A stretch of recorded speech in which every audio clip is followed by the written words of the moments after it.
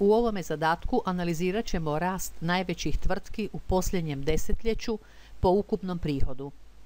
Napravila sam prva 4 zadatka gdje se traže oblikovanja stupca C i D kao brojčana 2 decimalna mjesta, stupca E kao postotka, a stupca F općenito nije zahtjevano neko posebno oblikovanje. Zadatak 5 traži računanje postotka porasta prihoda. Postavit ću se u ćeliju E4. Formula započinje znakom jednakosti i usporedit ću ukupan promet u ćeliji D4 s ukupnim prometom iz 2003. u ćeliji C4. Budući da me zanima samo čisti postotak porasta prihoda, stavit ću -1, potvrditi formulu i kopirati je ostalim kompanijama. Excel je automatski dodao znak posto jer je polje oblikovano kao postotno. 6. zadatak traži zbroj ukupan prihod kompanija u 2003. i 2013. Postavit ću se u ćeliju C11 i valja zbrojiti ukupan promet, ukupan prihod svih kompanija. Funkcija koja to radi je funkcija sum, pozvat ću je strake formula.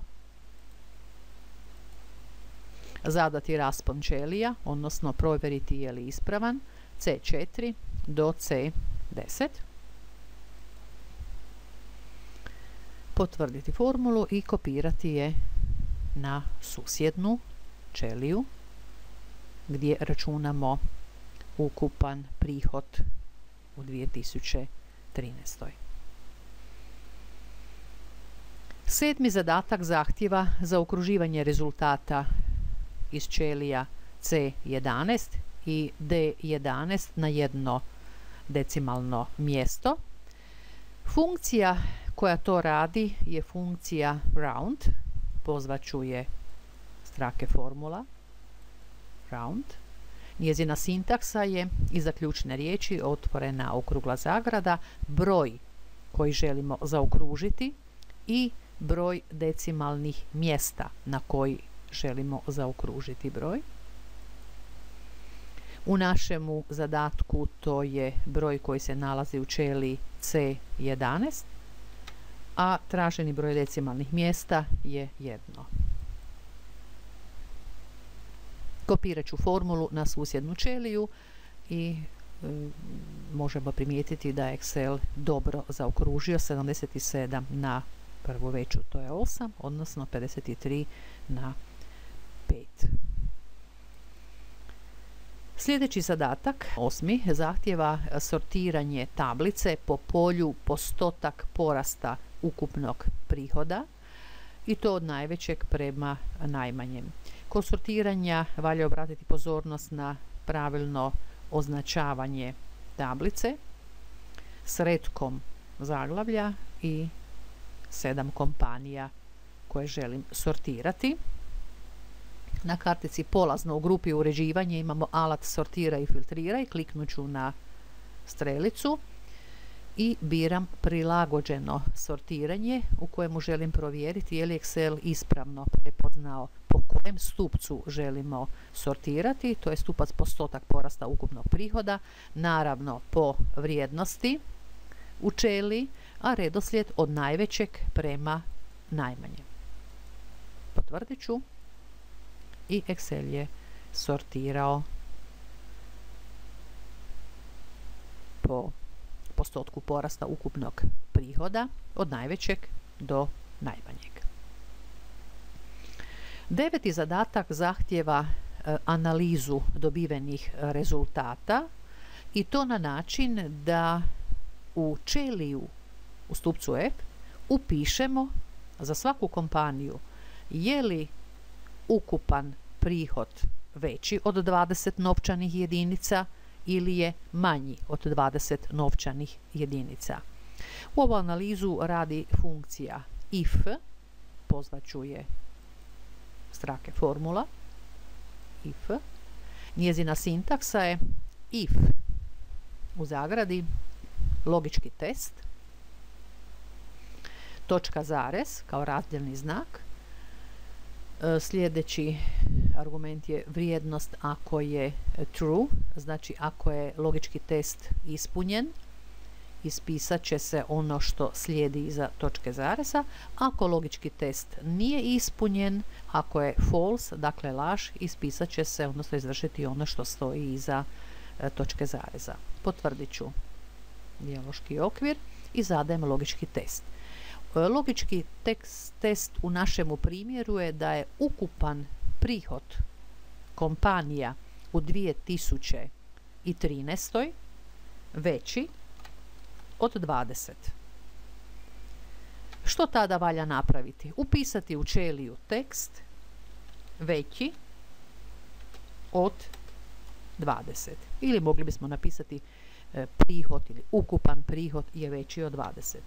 U protivnom valja napisati manji od 20. Potvrdit ću dijaloški okvir i za prvu ćeliju je vidljiv rezultat.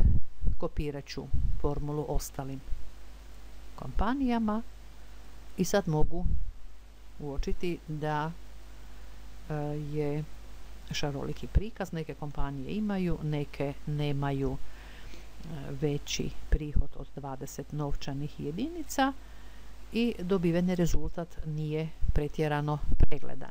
Kako ga učiniti preglednim? Za to će nam poslužiti uvjetno oblikovanje gdje mogu istaknuti drugom bojom,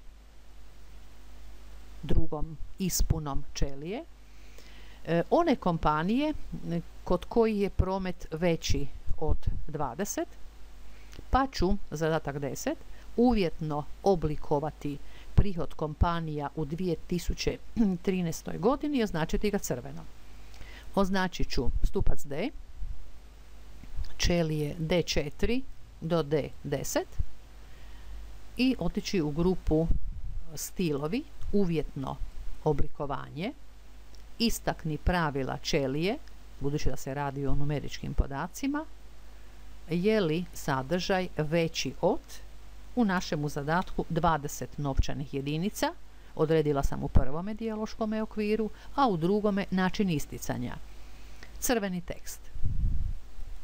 Potvrdit ću dijaloški okvir i dobila sam vidljiv rezultat. Isto to napravit ćemo i u stupcu F i istaknuti tekst koji piše u ćeliji, naravno crvenom bojom, uvjetno oblikovanje, istakni pravila ćelije, ali sada u ovom slučaju, budući da je tekst upisan u ćelijama, ne mogu birati gornje kriterije, nego biram tekst koji sadrži veći od 20, a način isticanja crveni tekst. Potvrdit ću su u redu. 12. zadatak zahtjeva brojanje ćelija onih kompanija koje imaju ukupni prihod veći od 20, dakle koliko je takvih kompanija. Postavit ću se u ćeliju F13 gdje želim vidjeti rezultat.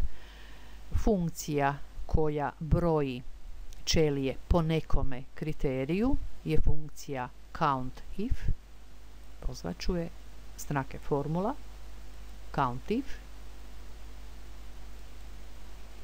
Raspon ćelija nalazi se u stupcu D, D4 do D10, a kriterij jeste veći od 20. I vidimo da je takovih kompanija 3 u našemu zadatku. Na kraju ćemo unijeti redne brojeve.